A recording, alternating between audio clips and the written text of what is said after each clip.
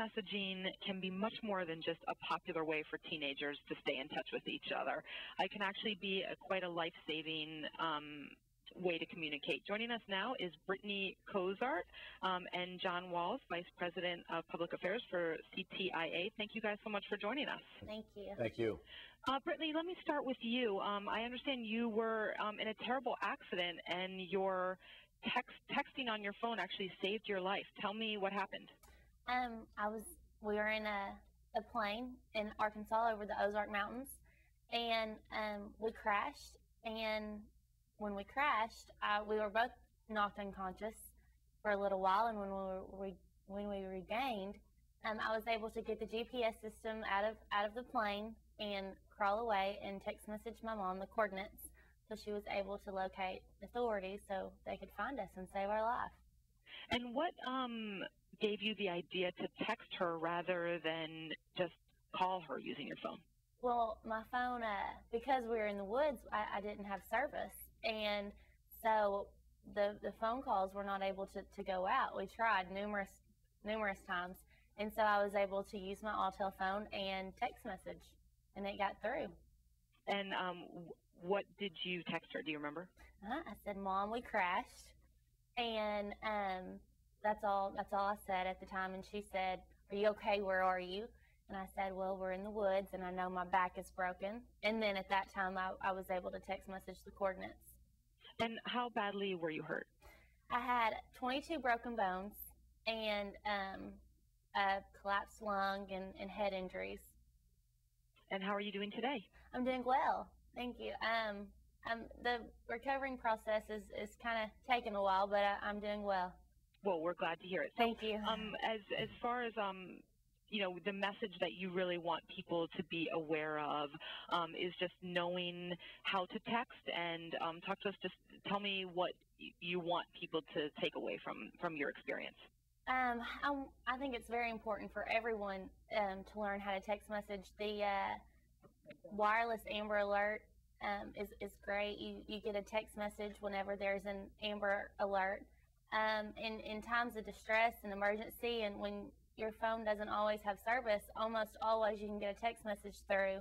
And I think it's so important for everyone to learn how to text message, even if it's just very vague and you can't send out a long, drawn-out message. Just a small one could save your life. Well, we're glad that you're doing well.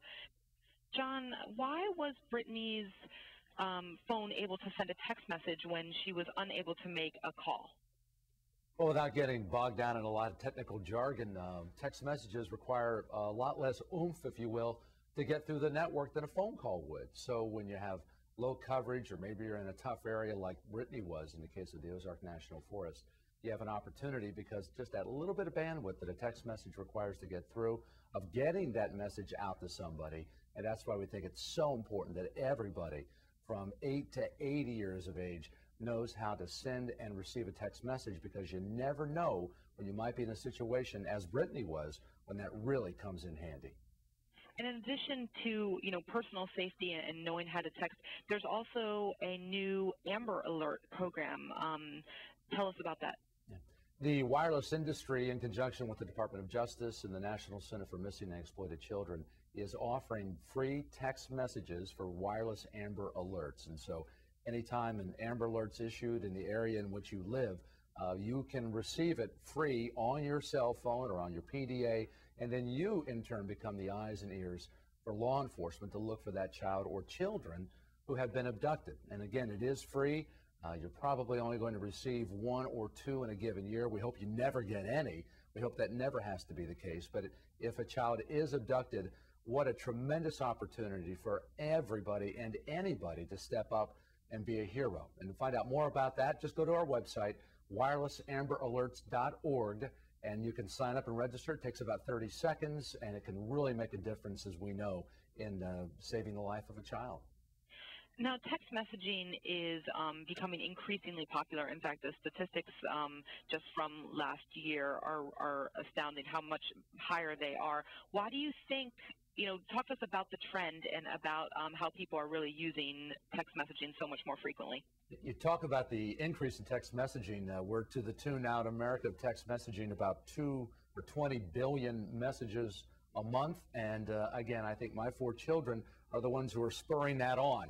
I think they're responsible, for about half of those. But it is a popular way for young people to communicate. They find that they can engage several conversations, if you will, almost at the same time. It's the way young people talk, if you will. They love the text message. And what we're finding out is that it's also a good way for people to communicate in terms of television shows, interacting with the show. American Idol is a great example of that. And as that becomes more prevalent, and the kids, of course, grow up and they become young adults and then older adults, I think we're going to see text messaging just continue to grow and continue to increase in its popularity. Okay, and before you let go, just tell us one more time where people can go to get more information. Sure.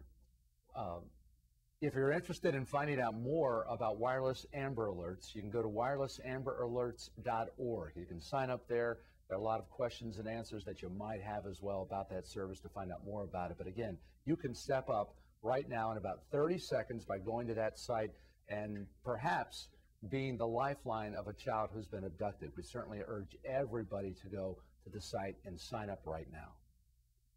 Okay. Thank you very much. Thank you.